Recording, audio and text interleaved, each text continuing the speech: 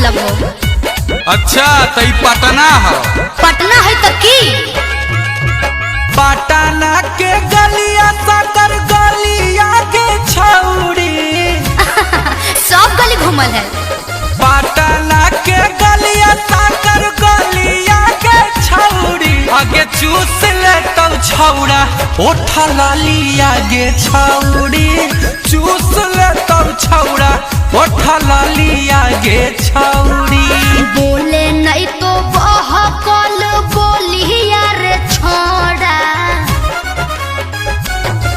अरे बोले नहीं तो बहकल बोलिया रे छोड़ा। अरे के हमर चुसते ओठल लिया रे छोड़ा। के हमर चुसते ओठल लिया रे छोड़ा।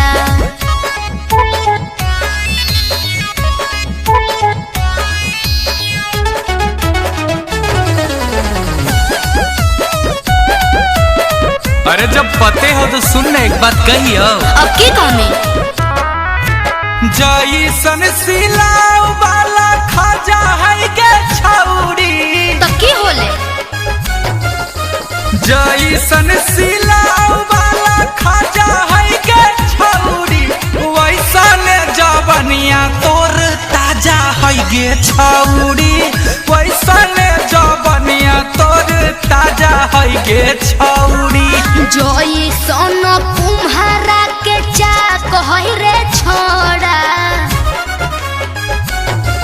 अरे जोई सोनो तुम्हारा के चा कहै रे छोड़ा।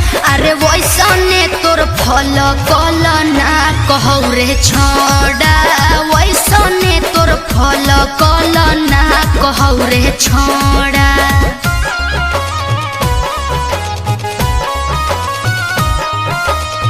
हेगे की? एगो बात कहियो।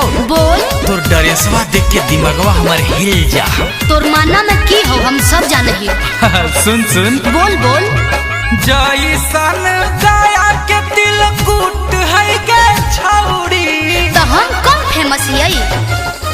जैसन गाया के दिल कूट है के छौड़ी आगे वैसन तोरा उजरा उजरा सूट है के छौड़ी वैसन तोरा उजरा उजरा सूट है के छौड़ी। चलिया हो जैसन की सुन जय भी गोरिया। अरे चलिया हो जैसन की सुन जय भी गोरिया।